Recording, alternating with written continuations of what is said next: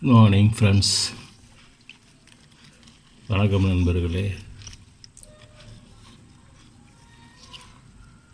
இப்போ terrace garden மாடியில் உள்ள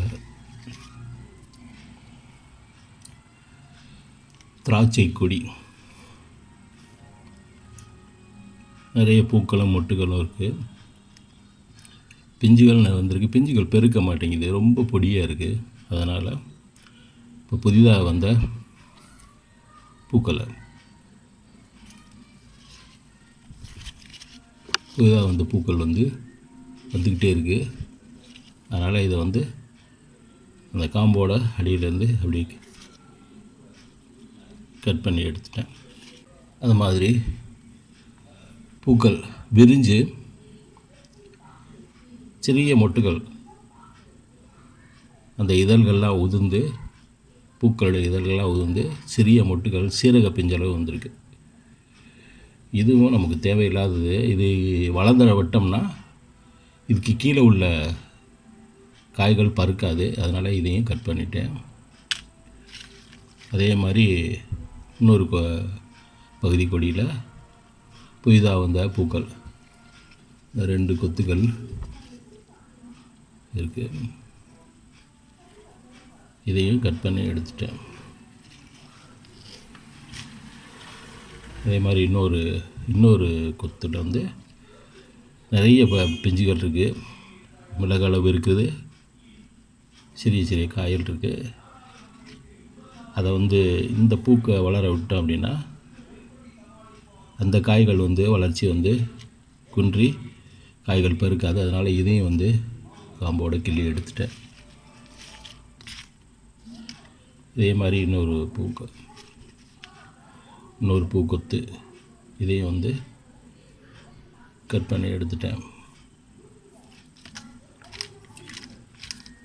அதே போல் இன்னொரு சீரக பிஞ்சு அளவு வந்தது. மிளகு அளவுக்கு கொஞ்சம் காய்கள் கொஞ்சம் குறைவான வளர்ச்சியில் இருக்குது. இதையும் கட் பண்ணி எடுத்துட்டேன். அதுபோல் இன்னொரு கொத்தில் நல்லா வளர்ந்து போயிட்டுருக்கு. பட்டு இதுக்கு கீழே நிறைய மிளகு அளவுக்கு மேலே சுண்டைக்காய் அளவு காய்கள்லாம் நிறைய இருக்குது. இதை வளர விட்டோம்னா, பூக்க விட்டோம்னா, இதில் பலன் எடுக்கணும்னு நினச்சோம்னா இதுக்கு கீழே உள்ள அந்த சுண்டைக்காய் அளவு உள்ளது, மிளகு அளவு உள்ளதெல்லாம் பெருக்காது. அதனால் இதையும் கட் பண்ணி எடுத்துட்டேன். இப்போ கிட்டத்தட்ட இதே மாதிரி ஒரு 5-6 கொப்புகள் கட் பண்ணி எடுத்துட்டேன். இதெல்லாம் எடுத்தால் தான் திராட்சை கொடி நீண்ட ஆயுளோட நல்லபடியாக இருக்குங்கிறத ஒரு நண்பர் இதில் அனுபவம் உள்ள நண்பர் திரு மகேந்திரன், தேனி மாவட்டம், அவருடைய கிரேப் சேனல்லேருந்து அவர் சொன்ன அட்வைஸ் மூலமாக இதை நான் கட் பண்ணி எடுத்துருக்கேன்.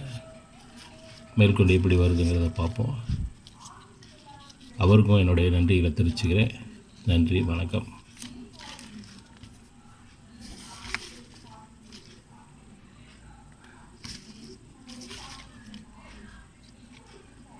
மதுரையிலிருந்து கோபு.